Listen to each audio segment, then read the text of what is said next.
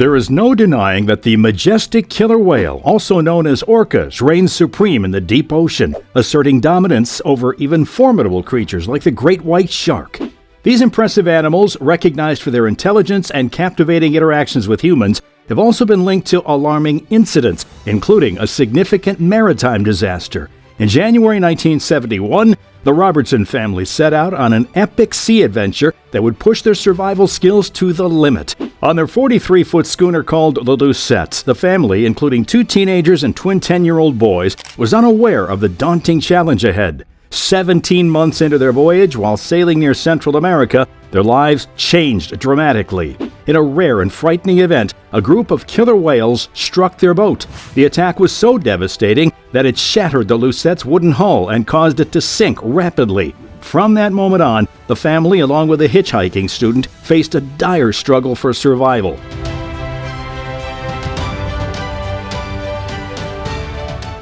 Their only hope was to rely on an inflatable boat and a small 9-foot fiberglass boat or dinghy called the Edna Mare. With limited supplies, including water for 10 days, a few onions, oranges, lemons, and sweets, their situation was critical. As days stretched into weeks, they encountered severe challenges. After 17 days, their inflatable boat failed, leaving them dependent on the cramped Edna Mare.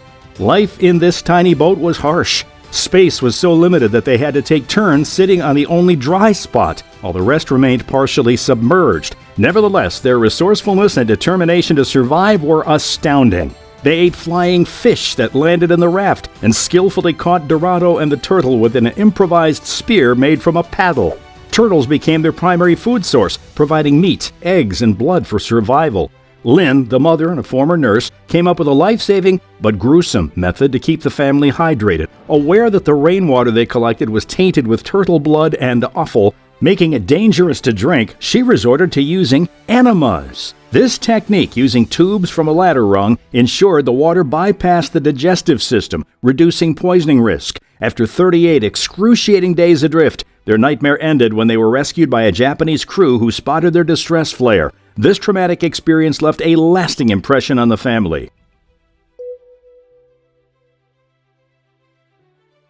Contrary to this harrowing tale, killer whales have often been involved in more positive interactions with humans, like working together in hunting, which has strengthened the bond between our species. A notable example of this connection occurred in the early 20th century in Eden, a town on Australia's eastern coast. Around 1844, killer whales and humans established a unique partnership. The killer whales assisted whalers in hunting baleen whales, such as humpback and southern right whales. This extraordinary collaboration endured for nearly a century. Every June, like clockwork, killer whales would converge in Twofold Bay. They played an important role in the whaling process, herding baleen whales into the bay or signaling their presence to the whalers with vigorous tail slaps and splashes near the whaling station. The whalers, keenly following these clues, would set out in pursuit of the baleen whales. In these hunts, the killer whales were instrumental, corralling the adult baleen whale, nipping at its fins and tail, and even leaping onto it near its blowhole, a tactic aimed at exhausting or even drowning the whale.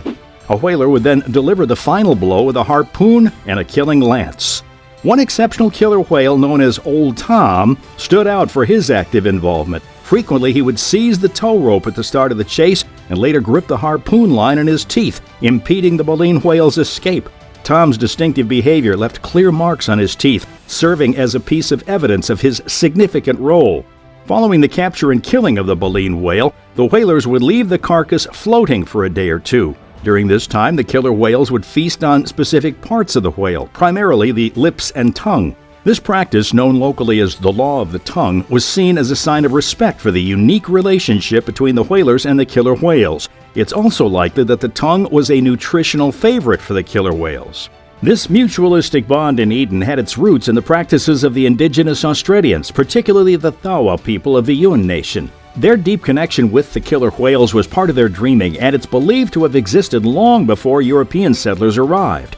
In the 1920s, the killer whales started disappearing from Eden's waters. Various theories suggest reasons for this decline, such as overhunting of baleen whales, environmental changes, and societal shifts. By 1928, the whaling industry in Eden stopped, leading to a significant reduction in the killer whale community. The final member, Old Tom, was discovered washed ashore in 1930.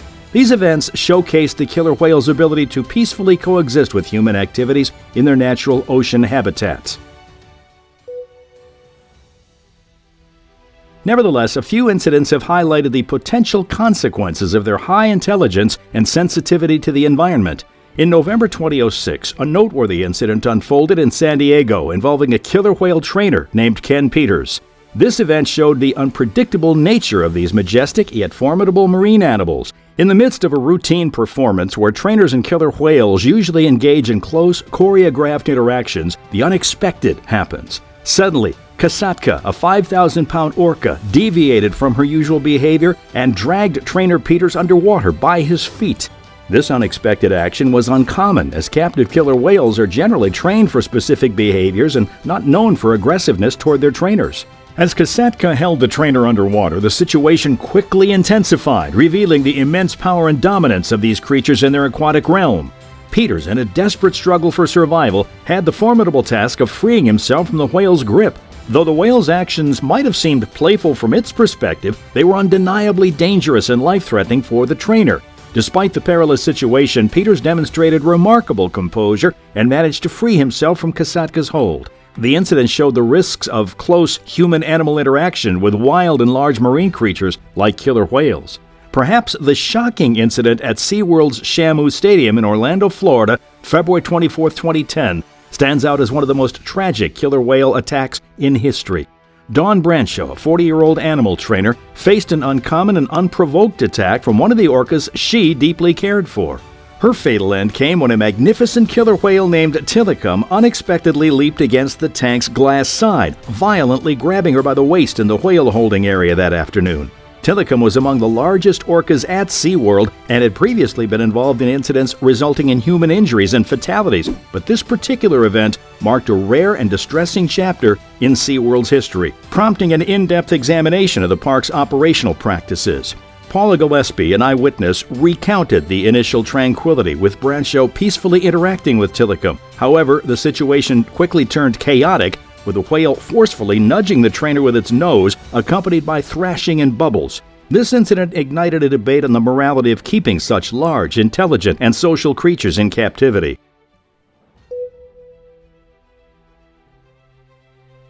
Critics, including marine specialists and animal rights advocates, have contended that the stress and demands of confinement and performance can lead to erratic and unpredictable behavior in these animals, making them highly dangerous when in captivity. In contrast, killer whales in the wild exhibit vastly different behavior towards humans. There are numerous accounts of killer whales displaying curiosity and playfulness near humans. For instance, orcas have been observed approaching boats, surfing in their wake, and even mimicking the movements of boats or swimmers, indicating curiosity and intelligence rather than aggression. While orcas may rightfully have a fearsome reputation among other marine animals, they hardly attack humans in the wild. The instances of killer whales attacking and killing humans have predominantly occurred in captivity rather than in their natural habitat.